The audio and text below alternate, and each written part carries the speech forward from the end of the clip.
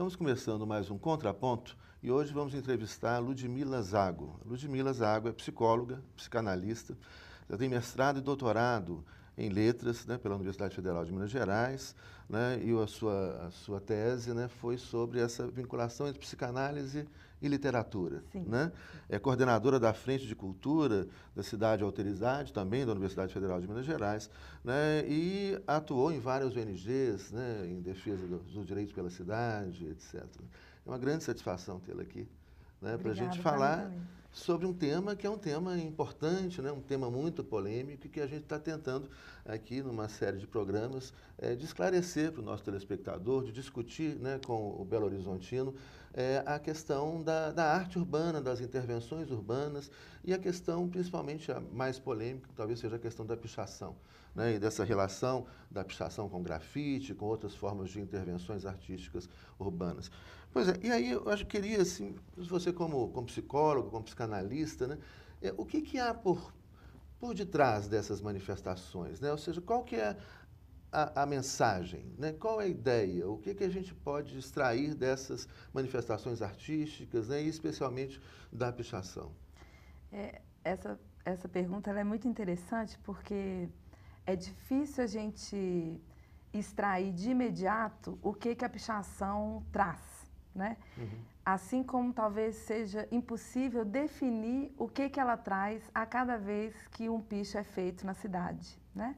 Uhum. Porque as motivações elas são inúmeras, elas são tão variadas quanto são as pessoas, né? Então cada pichador picha por um motivo e em cada picho que ele faz tem uma motivação que fez ele ir lá no muro e mandar a sua assinatura. Né? Uhum. Então, assim, é interessante porque muitas vezes é exatamente o fato da gente não conseguir apreender isso que causa, isso que motiva, não é? Uhum. E que a gente, quando está perto da pichação, a gente consegue entender que ela, na verdade, se organiza como uma cultura popular, né? Como uma cultura de rua, não é? Uhum. Que não é como as grandes culturas, mas que tem seu código próprio, seu sentido, né? Que tem vários elementos, que é um contexto muito rico.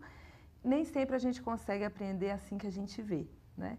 E o que eu percebo é que muitas vezes a linguagem que lida com essa polissemia de sentido, né? Com esse tanto de coisa que a pichação contém nela, muitas vezes é uma linguagem que visa unificar o sentido dela. Né? Quer dizer, é só crime, é só sujeira, é só feiura e não é mais nada. Uhum. Né? Então, a pergunta ela é interessante porque ela faz ver essa discrepância, né? Da multiplicidade total de uma expressão com uma visão e uma leitura que só a vê de uma determinada forma. Pois é uma forma, eu acho que isso é fundamental, é uma forma de expressão. Né? Óbvio. Sim. Que é uma intervenção, então, alguma coisa está ali. Né? E como você disse, é polissêmica, né? Um monte de sentidos e tudo. E aí, uma primeira preocupação assim, que me vem é a postura repressiva do Estado, né? E que a gente vê muito fortemente aqui em Belo Horizonte, com relação a essa forma de expressão. Ou seja, se a gente abafa a expressão, né, no lugar de procurar entender, isso é um grande equívoco, né? Porque esse grito, essa expressão, essa necessidade de falar, de dizer, de mostrar alguma coisa, né, para além também para além do simples desenho, da letra, etc., né, se ele é abafado, ele vai se manifestar de uma outra maneira, né? Exatamente. Alguns pichadores nesse percurso aí da pesquisa chamam a atenção da gente para isso, assim, né? O que seria da vida, por exemplo, de um jovem morador de favela no Brasil? O que seria da vida dele se não fosse a pichação? Se não fosse ele ter um nome, se não fosse ele ter um lugar na cultura de rua a partir do picho? Muitos dizem, eu já estaria morto, eu já teria entregue a minha vida para o crime e já teria morrido, não é? E a gente não considera essas coisas. Pois é. Assim como a gente não vê, por exemplo, que o Hospital do Barreiro, em Belo Horizonte, quando a obra foi feita e ela começou a ficar parada, foi feito um picho lá, né? Copa para quê? Uhum. Né? Boa pergunta. A pergunta é ótima, ela não foi respondida, né? E não foi considerado que eram pichadores que estavam fazendo aquela pergunta. Né? Quando o viaduto caiu em cima das motoristas de ônibus, na Copa também, que os pichos perguntavam, né, quem vai se responsabilizar e indicava o Brasil como campeão já de situações esdrúxulas como aquela, isso não foi visto. né? O que é muito mais visto o aspecto de dano, que na verdade muitas vezes ele nem acontece na realidade. Sim, Né? não há depredação, né? Como você não está destruindo ali. Você pode falar, olha, você marcou, pode ter um gasto, né, para Sim. apagar aquilo, etc., mas não há uma depredação. É. Né? E eu acho que a questão, talvez, muito importante para a gente refletir junto com as pessoas, né, é justamente isso. Assim, a medida não é a repressão, né? Não é a cadeia, não é calar essas manifestações, né? Mas talvez comece por entender o que significam essas manifestações, né? Ou talvez entender que se a pichação ela agride a integridade estética da cidade, talvez começar a se perguntar se o picho não é parte dessa estética. Porque se a gente for a São Paulo, ao Rio de Janeiro, a Recife, assim como a Belo Horizonte, são cidades que têm a pichação na sua paisagem. Como que a gente vai desvincular São Paulo da cena da pichação? Né? E a gente nem considera isso. Claro. Faz parte da cidade. Né? É mais um discurso que está na cidade. E é interessante que em algumas situações, por exemplo, que pichações chamaram a atenção da população para corrupção, ou para algum lugar no trânsito onde estava acontecendo muito problema, ou para uma invasão da população usuária de crack, por exemplo, em algum lugar na cidade, a nossa mídia até aproveitou esses muros e essas mensagens. Né? Mas porque elas são mais fáceis de ser lidas nessas situações. E, na verdade, quando não é assim, nem sempre ela está apartada de um motivo. Né? Nem sempre ela pode ser desligada do fato de que ela compõe, sim, a cidade. Né? Eu estava pensando, você falando aí, eu pensando nos muros. Hoje a Faculdade de Direito do FMG, né, na escadaria, está toda pichada, e os muros da Fafiche. Né? E tem cada poema, cada coisa tão legal ali. Né? Outro dia eu fui fazer uma palestra lá, fui tirando o retrato, e eu estava falando até, hoje nós fomos nos tornando muito formais. Então eu falo como professor de doutorado, eu falo para meus alunos, olha, vocês vão fazer agora, né, escrever algo que descumpra todas as regras da ABNT. Né? Porque é tudo muito quadradinho, tudo no seu lugar certinho, etc. E, de repente, uma ótima ideia, uma boa ideia, está no muro. Exatamente. Né? Eu entendo assim que muitas vezes quando a mídia não está liberando o clamor assim que está nas ruas, que está no dia a dia, alguma hora isso vai aparecer no muro. Sim. Né? E se calar o muro, vai aparecer de outra maneira. Pois é. Né? É isso. Mas, Ludmila, assim, a minha preocupação, que você fala com muita clareza, né? E você como psicanalista, psicólogo, assim, a gente está falando para um público, né, de Belo Horizonte, e com certeza nossa audiência tem pessoas que têm as mais variadas percepções dessa questão. E assim, a minha preocupação tem sido como chegar até essas pessoas, né? E talvez até chegar, mais do que a razão, né, ao coração dessas pessoas. Como é que a gente vai lidar, né, com essas questões? Há muita gente que se sente incomodada. Picharam o muro da minha casa. É porque não foi na sua casa, vem essas coisas assim agressivas. Como é que a gente pode lidar com isso? E você que tem uma experiência assim, de lidar com as questões da cidade, etc. Como é que a gente pode lidar com isso? Sempre me chama muita atenção como que esse tipo de estética, que nem todo mundo acessa, que nem todo mundo faz, como que ele é muitas vezes incompreendido, não por aquilo que está ali no muro, mas pelo que as pessoas julgam, por exemplo, né?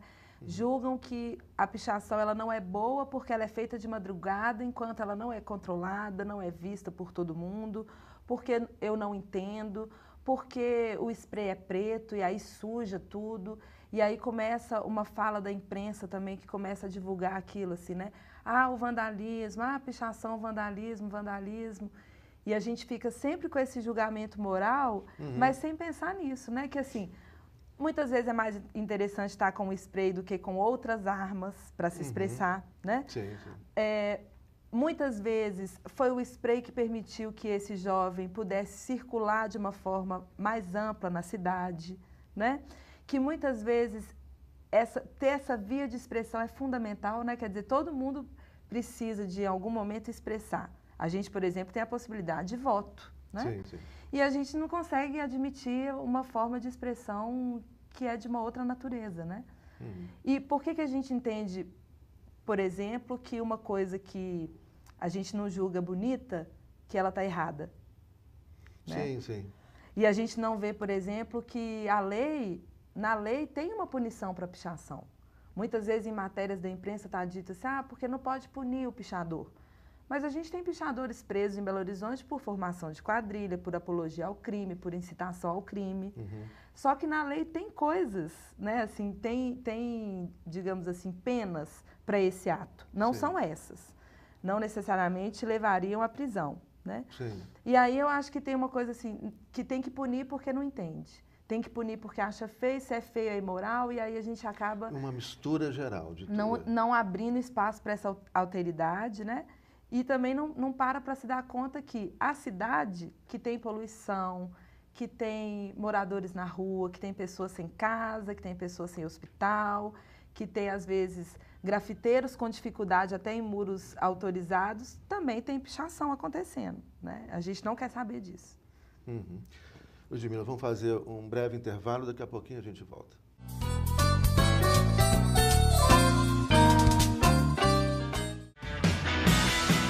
Venha gravar sua peça audiovisual na TVC Produções.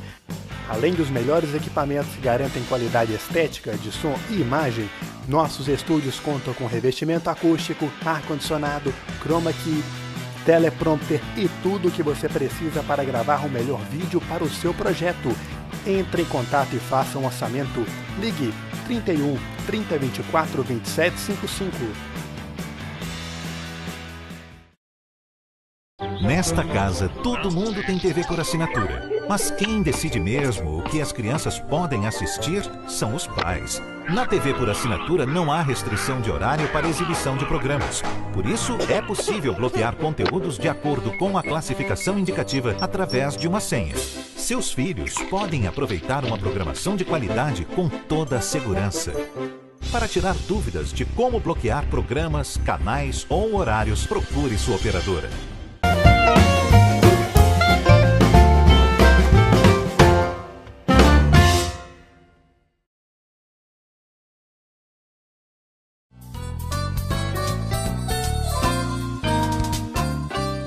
Olá, estamos de volta com o programa Contraponto e hoje recebendo a Ludmila Zágua. Ludmila Zágua é psicóloga, psicanalista, ela é mestre e doutora em letras, né, e trabalhou sobre psicanálise e literatura, né, que foi o seu trabalho de pesquisa. É coordenadora da Frente de Cultura da Cidade e Alteridade da Universidade Federal de Minas Gerais. Também atuou em várias ONGs, né, sempre em defesa do direito à cidade, pela cidade, etc.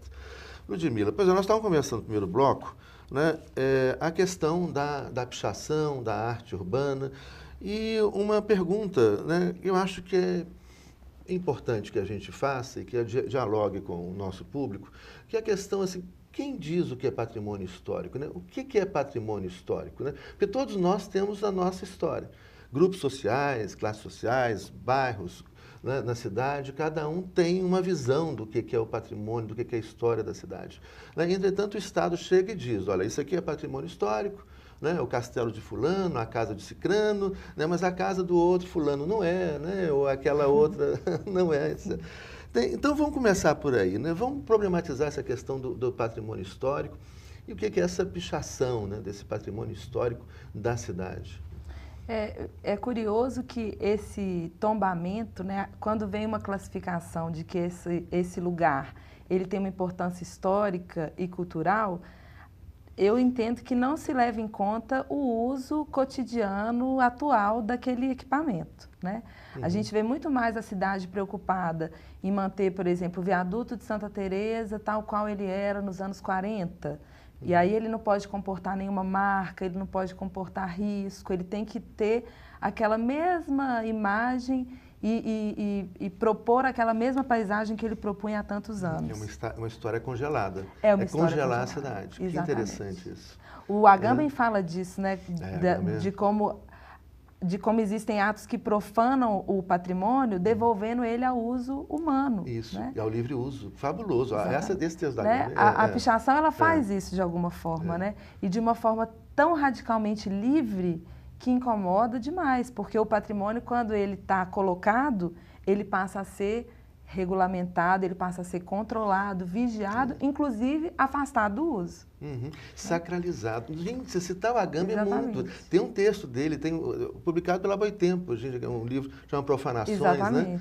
Onde ele fala isso, quer dizer, é você devolver ao livre uso das pessoas as coisas que foram retiradas do livre uso. Então você teria uma cidade intocável, né? A cidade não é mais das pessoas. Exatamente. A cidade vira um museu, né? Uma cidade museificada. Gente, essa perspectiva é muito interessante. E a gente tem, por exemplo, em Belo Horizonte, um exemplo muito interessante da Serraria Souza Pinto, né? Sim. Que é patrimônio histórico, que é ocupado geralmente por eventos que não são públicos, que não são abertos ao público e que constantemente ela é pichada, né? Sim.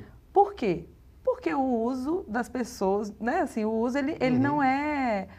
O fato dela ser tombada não impede, no final das contas, na realidade, que ela seja usada, porque as pessoas se aproximam e se apropriam dela.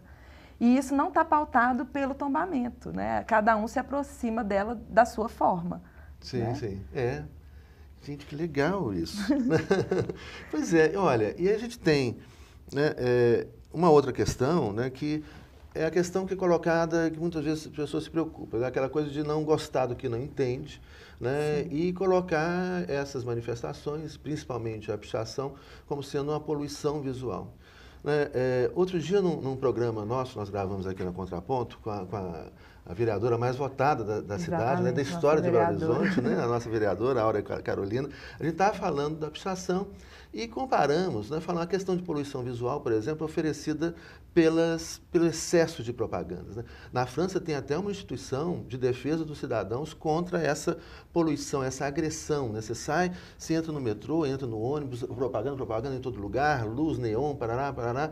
Né? E uma pessoa que assiste o nosso programa, né?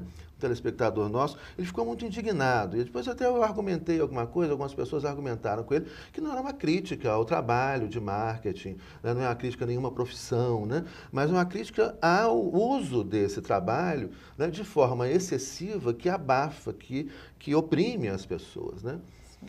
E aí, pois é, como é que fica essa... Olha, nós podemos ter essa poluição visual, né? Esse excesso de informação, né? Que vem sem a nossa autorização por meio do marketing, mas, por outro lado, né? O picho é condenado da forma violenta como ele é condenado. Né? Eu comentei do Agamben e voltou ele na minha mente de novo, que ele chega a falar quando ele está trabalhando essa questão da profanação, ele fala da profanação do uso da linguagem publicitária. Né? E é muito interessante observar isso, porque... Talvez a gente devesse se perguntar por que é tão fácil lidar, né, com esse anúncio que visa vender um produto, que talvez vise até que eu queira esse produto, né, e causa tanto rechaço quando essa escrita que está colocada na cidade, ela não é para vender um produto, ela é para colocar uma pessoa num determinado lugar.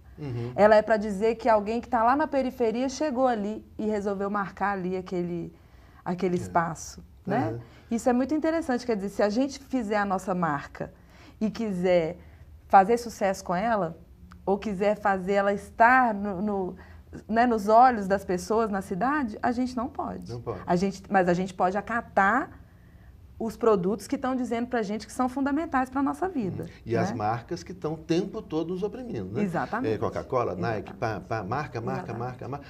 Tem no YouTube a gente encontra até esse vídeo, né? Eles passam as marcas, tinha até um joguinho na internet que era assim, você passa as marcas para você identificar qual que é o significado daquela marca, qual o nome daquela marca. Né? Então faz assim, Nike, assim. Essas marcas entopem a cidade, né? E nos oprime, o tempo todo falando compre.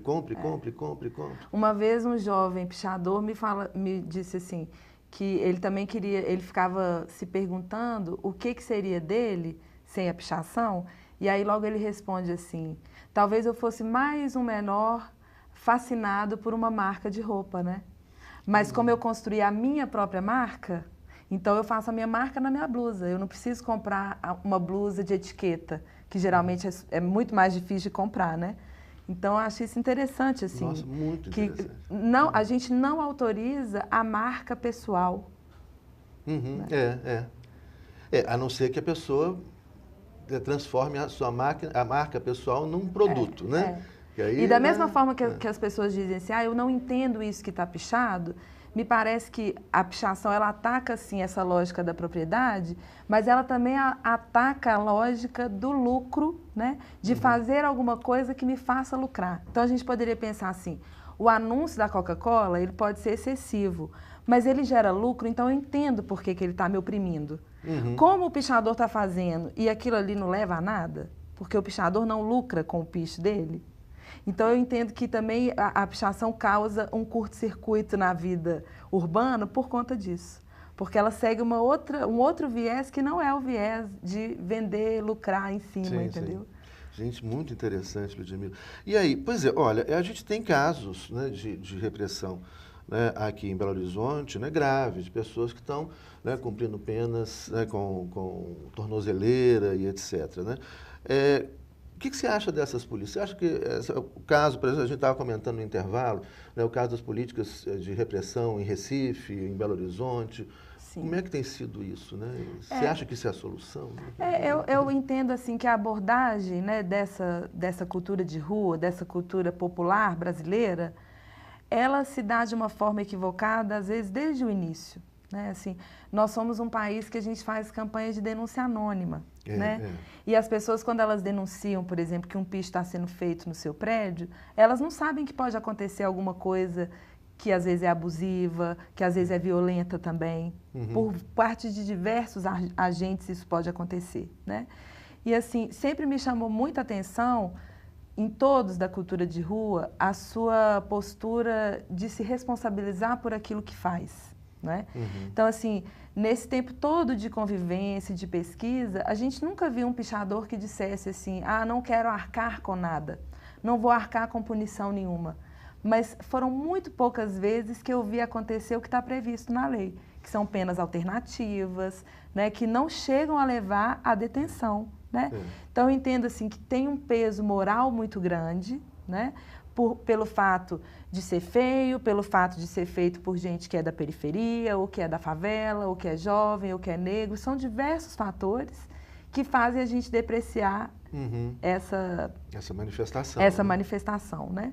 Então, eu entendo que eu pude acompanhar algumas situações, por exemplo, com a tornozeleira, né, que eu não entendi, assim, como que o Estado permite que alguém esteja na sociedade, mas lhe tira o direito de trabalho, né? Quantos jovens eu vi assim que estavam levando uma vida normal, talvez que nunca tiveram, porque estavam com filho recém-nascido, casamentos recém-estabelecidos, aí vem uma tornozeleira e a pessoa fica lançada a uma situação de extrema dificuldade, destrói, né? A vida da destrói pessoa, a vida familiar, a vida no bairro, a vida social, tudo fica muito esfacelado, né? E assim, ao mesmo tempo, por que essa vontade tão grande de levar essas pessoas para a cadeia, né? Se às vezes, se a gente pensar assim, que a biblioteca pública não teve nenhum impedimento para as pessoas entrarem, usarem seus livros, a Igreja da Pampulha não teve nenhum muro que caiu, a porta não deixou de existir, as pessoas não deixaram de entrar e sair dali, né, de assistir missas, etc. Nada disso aconteceu. Qual que é o dano realmente da pichação, né? Assim, se não é isso que escapa exatamente ao que a gente entende, né? Por que tanta raiva? Por que tanta raiva?